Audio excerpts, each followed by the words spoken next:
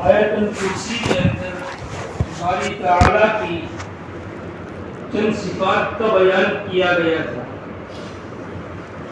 کہ اللہ کے سوا کوئی معبود نہیں، وہ زندہ ہے، سب کو سہارا دینے والا، سنبھالنے والا ہے، نہ اس کو اونگ آتی ہے اور نہ نیند آتی ہے۔ لہو ما فی السماوات و ما فی الارض، اسی کا ہے جو کچھ آسمانوں میں ہے اور جو کچھ زمین میں ہے۔ اس آیت کریمہ کے اس ٹکڑے میں اللہ تبارک و تعالیٰ کی بادشاہت کو ثابت کیا گیا ہے، اللہ تبارک و تعالیٰ کی حاکمیت کو ثابت کیا گیا ہے کہ آسمان و زمین کے اندر، چاہے آسمان کے اوپر کی مخلوق ہو، چاہے زمین کے اندر، زمین کے اوپر، زمین کے نیچے، آسمان و زمین کے مابین، یہ جتنی بھی ساری مخلوقات ہے، انسانوں کی شکل میں ہے، پرندوں کی، درندوں کی شکل میں ہو یا پھر فرشتوں کی شکل میں، جتنی بھی مخلوق ہے سب پر حکومت اللہ تبارک و تعالیٰ کی ہے۔ اللہ ہر ایک کا مالک ہے، ہر ایک کے احوال کو اللہ تبارک و تعالیٰ جانتا ہے، ہر ایک کی کیا کیا خوبیاں ہے، ہر ایک کے اندر کیا کیا قباحتیں اور برائیاں ہیں، اللہ تبارک و تعالیٰ ساری چیزوں کو اللہ تبارک و تعالیٰ جانتے ہیں، سب اللہ تبارک و تعالیٰ کی ملکیت میں ہے۔ قرآن کریم میں اللہ تبارک و تعالیٰ کی بادشاہت کو سورہ فاتحہ کے اندر ثابت کیا گیا ہے، جہاں اللہ تبارک و تعالیٰ کی تعریف فرمائی، الحمدللہ رب العالمین الرحمن الرحیم مالک یوم الدین۔ یہاں آسمان و زمین کی بادشاہت کو ثابت کیا، وہاں یوم آخرت میں اللہ تبارک و تعالیٰ کی بادشاہت ہے، اس کو ثابت کیا۔ معلوم ہوا دنیا کے اندر بھی بادشاہت اللہ تبارک و تعالیٰ کی ہے، اور دنیا فنا ہونے کے بعد آخرت میں بھی بادشاہت اللہ تبارک و تعالیٰ کی ہے۔ جب اللہ تبارک و تعالیٰ اتنا بڑا بادشاہ ہے تو کوئی اللہ تبارک و تعالیٰ کو پوچھ نہیں سکتا ہے کہ اللہ جو کر رہا ہے اس کو، اللہ تبارک و تعالیٰ کیا کر رہے ہیں، یہ کیوں کیا، کسی کو یہ پوچھنے کا حق نہیں ہے۔ قرآن کریم میں اللہ تبارک و تعالیٰ فرماتے ہیں فعال لما یرید، اللہ جو چاہتا ہے وہ کرتا ہے۔ اللہ ہر ایک سے پوچھے گا، اللہ ہر ایک سے پوچھے گا، لیکن اللہ سے کوئی پوچھ سے نہیں سکتا ہے کہ تو نے یہ کیوں کیا۔ قرآن کریم میں اسی کو بھی فرمایا ہے لا تسأل عما یفعل، کہ نہیں پوچھا جائے گا، اللہ تبارک و تعالیٰ جو کرتے ہیں اس کے متعلق اللہ سے پوچھا نہیں جائے گا، اور اللہ سب سے پوچھیں گے۔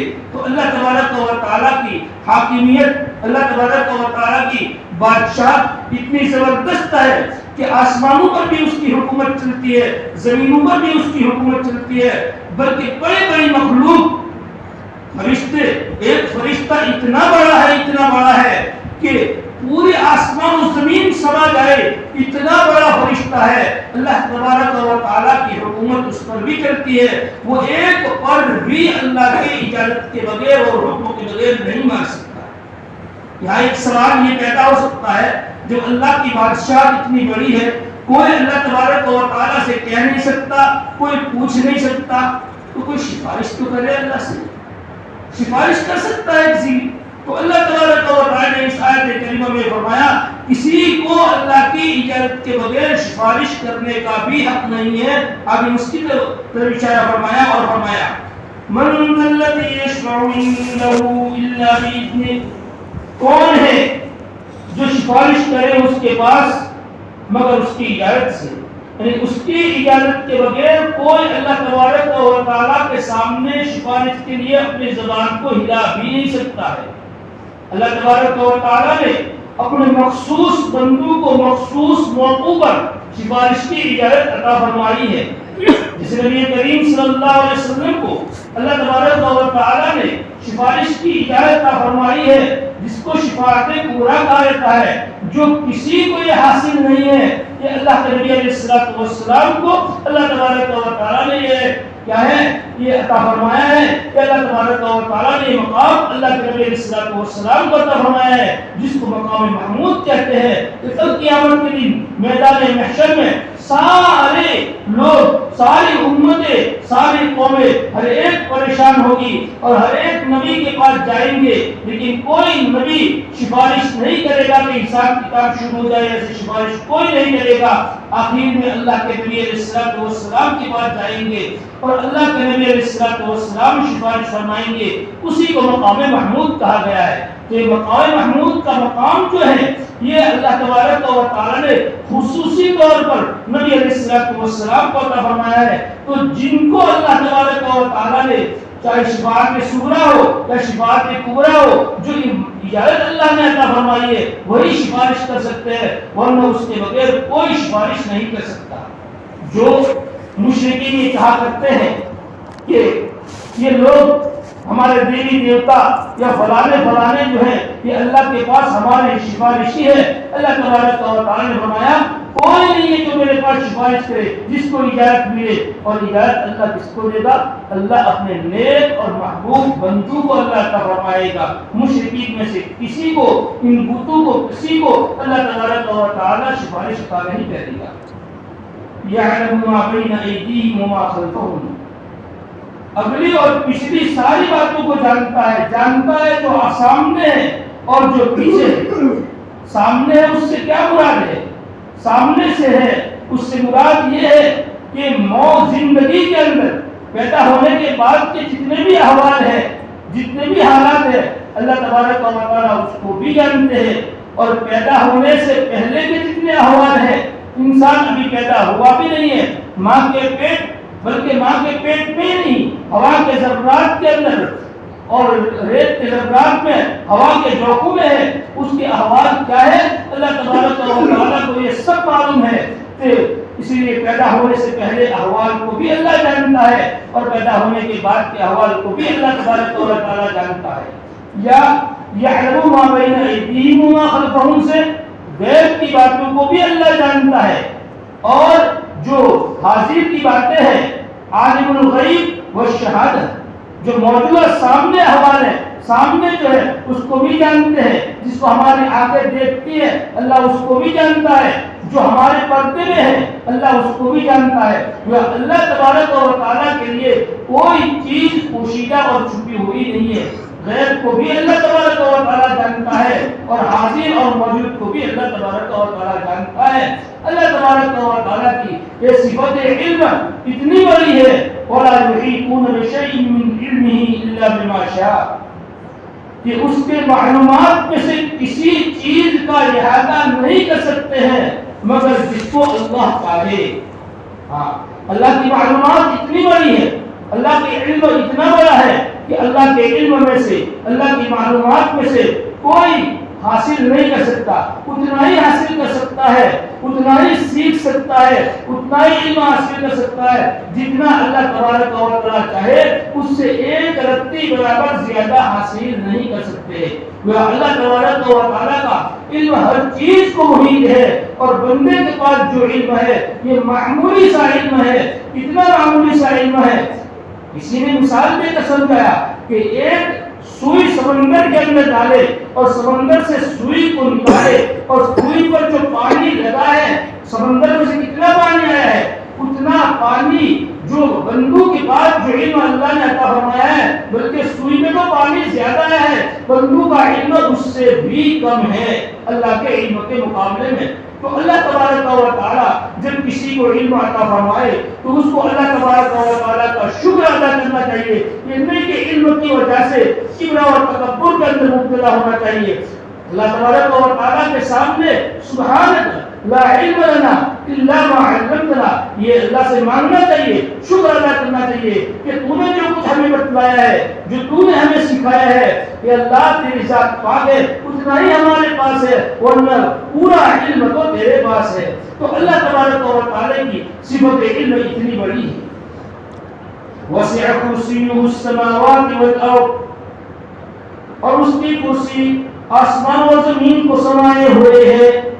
اللہ کی کرسی، یہ اللہ کی مخلوق ہے، یہ کرسی وہ کتنی بڑی مخلوق ہے، یہ پورے آسمان اور زمین، آسمان اور زمین کتنا بڑا ہے، آسمان میں کتنے مخلوقات رہتی ہے، زمین کے اندر ہم رہتے ہیں، کتنی چوڑائی زمین کی ہے، زمین پر رہنے والے چرند پرند انسان درخت حجر شجر یہ کتنے سارے ہیں، ان سب کو ہم غور کریں، پوری زمین پر رہنے والوں پر اگر ہم غور کریں اور آسمان پر غور کریں، ایک ایک آسمان سے دوسرے آسمان تک کی مسافت 500 سال کی روایت کو بتلائی جاتی ہے.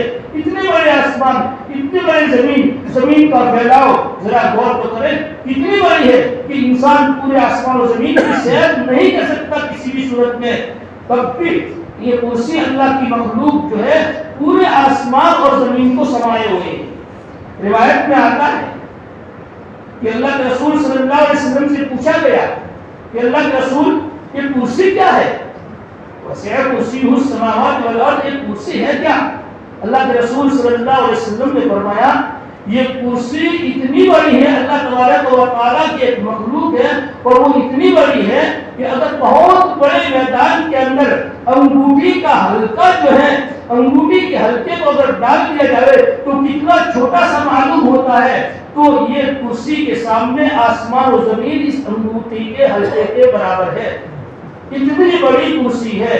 اب اندازہ لگاؤ کرسی اتنی بڑی ہے تو یہ دوسری روایت میں آتا ہے کہ عرش کا تقابل کرسی سے کیا جائے تو بڑے میدان میں جیسے انگوٹھی کا حلقہ ڈال دیا جائے تو عرش اللہ کا اتنا بڑا ہے کہ اس کے مقابلے میں کرسی ایک حلقے کے برابر ہے. تو اللہ تبارک و تعالیٰ کی اتنی ساری مخلوق ہے، اتنی بڑی مخلوق ہے تو اللہ تبارک و تعالیٰ کی ذات کتنی بڑی ہے. اب کسی کے ذہن میں آ سکتا ہے کہ اللہ سب کو سنبھالے ہوئے ہے، سب کو اللہ تبارک و تعالیٰ خبر گیری رکھے ہوئے، خبر گیری سب کی رکھتا ہے، تو اللہ تبارک و تعالیٰ کو کوئی تھکن محسوس نہیں ہوتا.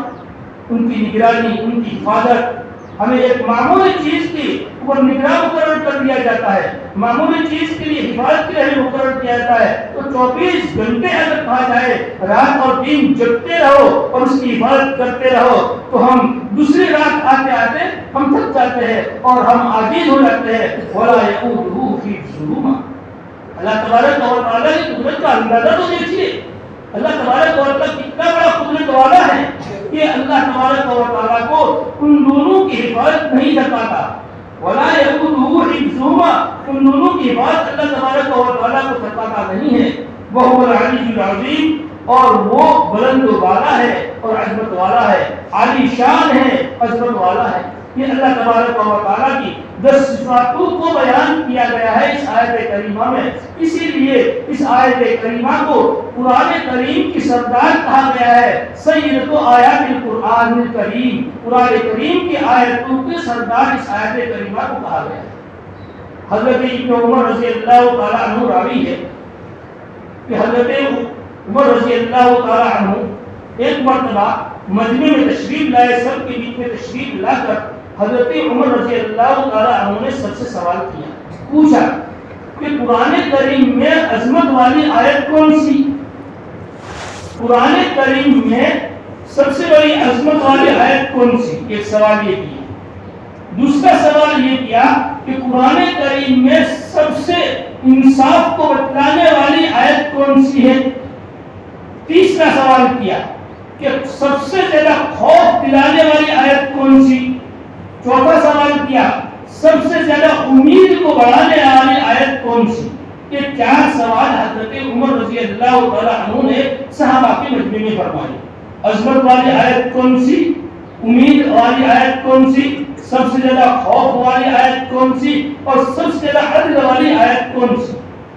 حضرت اس مجمع میں حضرت عبداللہ بن مسعود رضی اللہ تعالیٰ عنہ تشریف فرماتے. حضرت عبداللہ بن مسعود رضی اللہ تعالیٰ عنہ نے فرمایا اے امیر المومنین، میں نے حضرت نبی کریم صلی اللہ علیہ وسلم کی زبان مبارک سے سنا ہے کہ سب سے عظمت والی آیت قرآن کریم میں آیت الکرسی اللہ لا الہ الا هو الحی القیوم، اور سب سے بڑے انصاف والی آیت اگر قرآن کریم میں کوئی ہے ان اللہ یأمر بالعدل والاحسان وایتاء ذی القربى وینہی عن الفحشاء والمنکر والبغی یعظکم لعلکم تذکرون. اور سب سے خوف دلانے والی سب سے زیادہ آیت جو ہے یہ فمن یعمل مثقال ذرۃ خیرا یرہ ومن یعمل مثقال ذرۃ شرا یرہ، کہ جو کوئی ایک ذرہ برابر معمولی سے معمولی نیکی کرے گا تو کل اس کا ثواب پائے گا، وہ نیکی کل کو دیکھے گا، یعنی قیامت میں وہ دیکھے گا. اور اگر معمولی سی برائی اگر کی ہے تو وہ بھی اس برائی کا سزا جو ہے اور برائی قیامت کے وہ بھی دیکھے گا. تو سب سے زیادہ خوف دلانے والے آیت انسان کو یہ آیت ہے فَمَن يَعْمَلْ مِثْقَالَ ذَرَّةٍ خَيْرًا يَرَهُ وَمَن يَعْمَلْ مِثْقَالَ ذَرَّةٍ شَرًّا يَرَهُ. چوتھی چیز سب سے بڑی امید افزا آیت کون سی ہے؟ تو سب سے امید دلانے والے آیت قرآن کریم میں اللہ تبارک و تعالی نے فرمایا یا عبادی الذین اسرفوا علی انفسهم لا تقنطوا من رحمت اللہ ان اللہ یغفر الذنوب جميعا. اے میرے بندو جنہوں نے اپنے آپ پر زیادتیاں کی ہے، گناہ کر کے اللہ تبارک و تعالی کے حکموں کو توڑ کر یا کفر و شرک میں مبتلا ہو کر اپنے آپ پر زیادتی کی ہے، یا عبادی الذین اسرفوا علی انفسهم لا تقنطوا من رحمت اللہ، اللہ کی رحمت سے نا امید نہ ہو. ان اللہ یغفر الذنوب جميعا، اللہ سارے گناہوں کو کیا کرتا ہے؟ معاف کرتا ہے. تو سب سے امید والی آیت یہ ہے.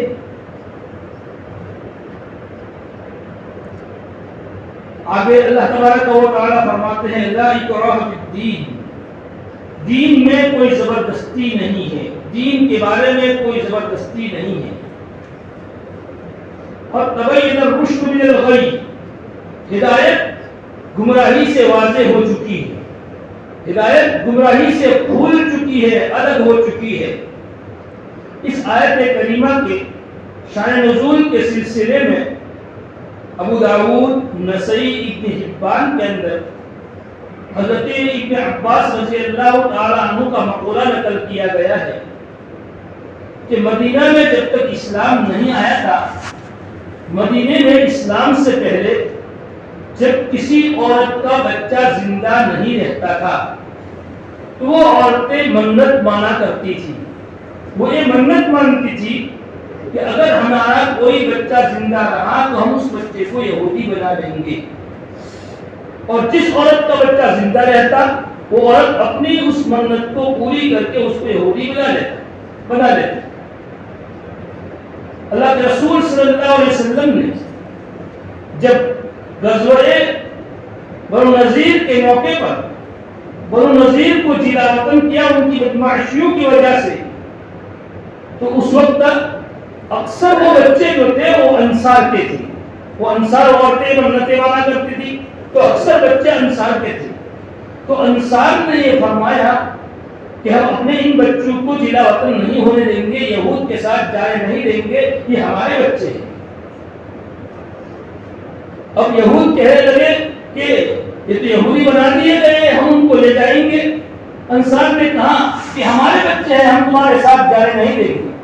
اللہ کے رسول صلی اللہ علیہ وسلم نے جب یہ آیت کریمہ اس وقت آیت کریمہ نازل ہوئی لا اکراہ فی الدین، کہ دین کے بارے میں کوئی زبردستی نہیں ہے، نبی کریم صلی اللہ علیہ وسلم نے فرمایا ان بچوں سے پوچھ لو، اگر وہ یہود کے ساتھ جانا چاہے تو یہود کے ساتھ جائے، اور اگر تمہارے ساتھ رہنا چاہے تو وہ جلا وطن نہیں ہوں گے، تمہارے ساتھ رہیں گے. تو یہ آیت کریمہ کا شان نزول بتلایا جاتا ہے.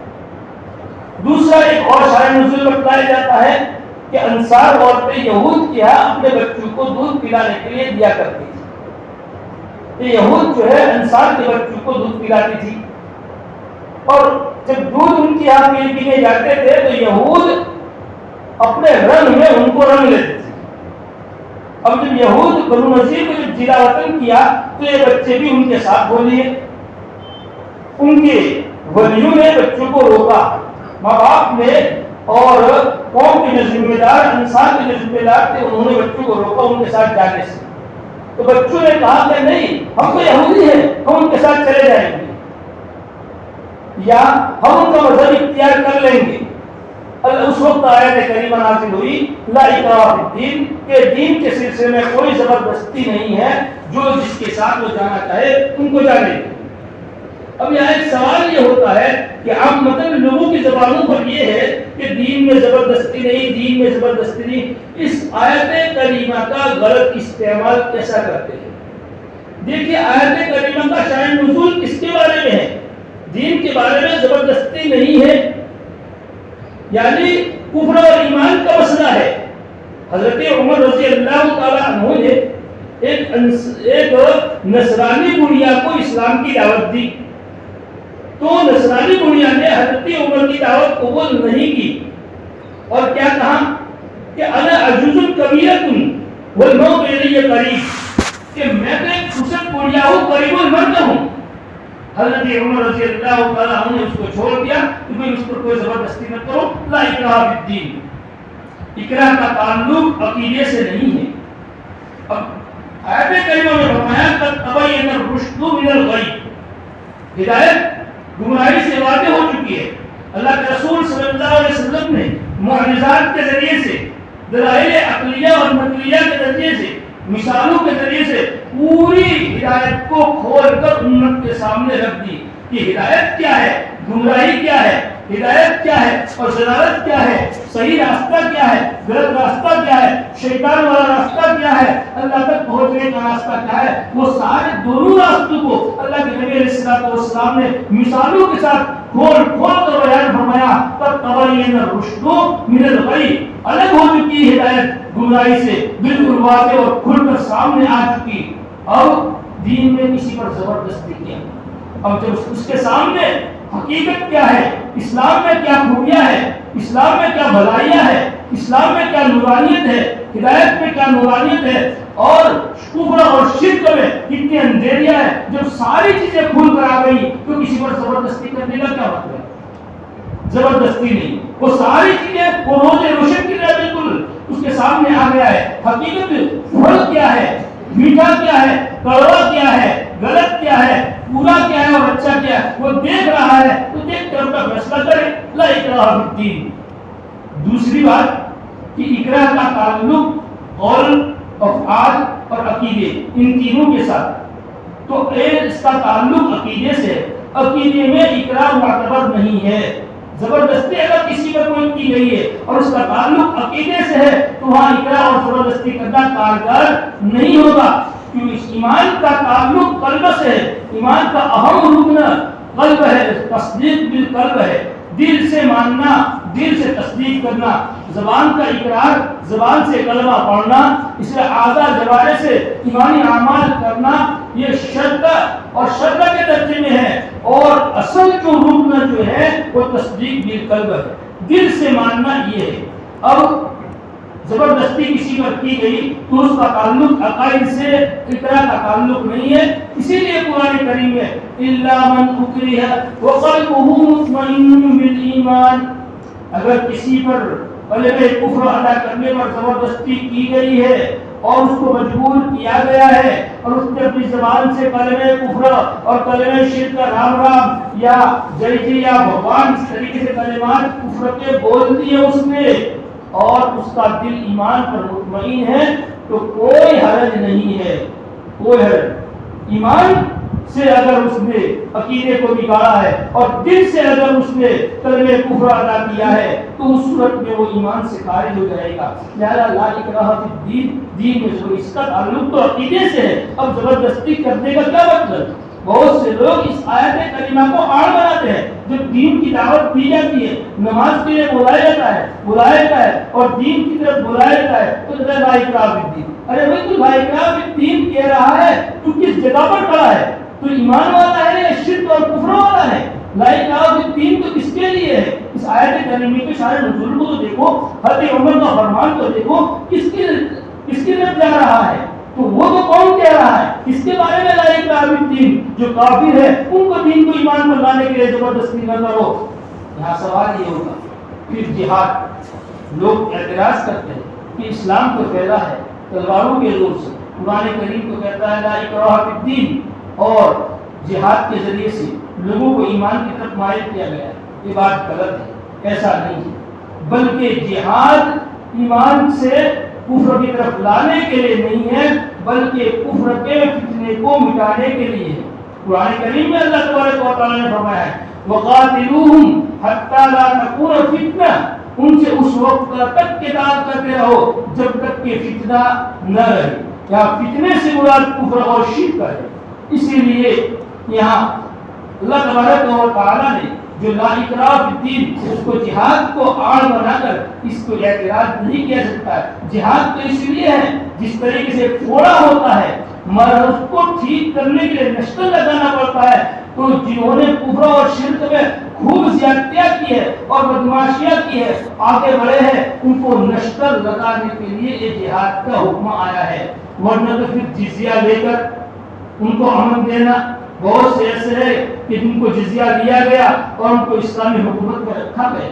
اگر جہاد اسی لیے تھا کہ ان کو کفر سے ختم کر کفر سے ایمان میں لانے کے لیے اور ان پر زبردستی کرنے کے لیے تھا، تو پھر جزیہ کیوں لیا گیا؟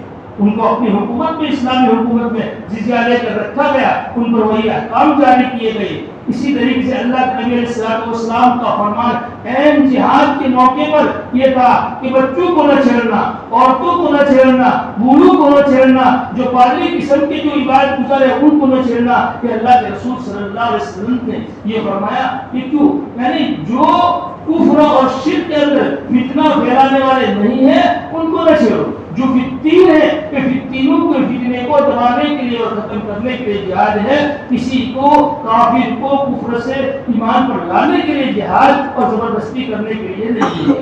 لا اکراہ فی الدین قد تبین الرشد من الغی ومن یکفر بالطاغوت ویؤمن باللہ۔ پر جو شیطان کو انکار کرے گا اور اللہ پر ایمان لائے گا، فقد استمسک بالعروۃ الوثقی، اس نے مضبوط حلقے کو پکڑ لیا۔ مضبوط حلقے کو پکڑنا اور مضبوط حلقے کو تھامنا یعنی کفر کا انکار، شیاطین کا انکار کرنا، ان کی باتوں کا انکار کرنا اور اللہ پر ایمان لانا، تو یہ کفر مضبوط حلقے کو یعنی اسلام کو پکڑ لیا۔ لن انفصام لہا، اس کے لیے چھوٹنا نہیں ہے۔ اسلام کو اس نے پکڑ لیا، مضبوط حلقے سے مراد اسلام ہے۔ اسلام کو جس نے مضبوطی سے تھام لیا وہ کامیاب ہو کر رہے گا۔ ہاں یہ بات ہے کہ اسلام ٹوٹتا نہیں ہے، ہاں وہ مضبوط حلقے کو یعنی اسلام کو چھوڑ دے تو وہ اور بات ہے۔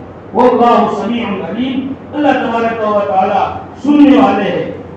کیا سننے والے ہیں؟ ہمارے اقوال کو، ہم جو باتیں کہہ رہے ہیں ان باتوں کو سننے والے ہیں۔ کس نیت سے کہہ رہے ہیں اس کو بھی اللہ تبارک و تعالی جاننے والے ہیں۔ ہمارے افعال کو بھی اللہ تبارک و تعالی جاننے والے ہیں۔ تو اللہ سننے والے ہیں ہماری باتوں کو، اللہ جاننے والے ہیں ہمارے کاموں کو اور افعال کو۔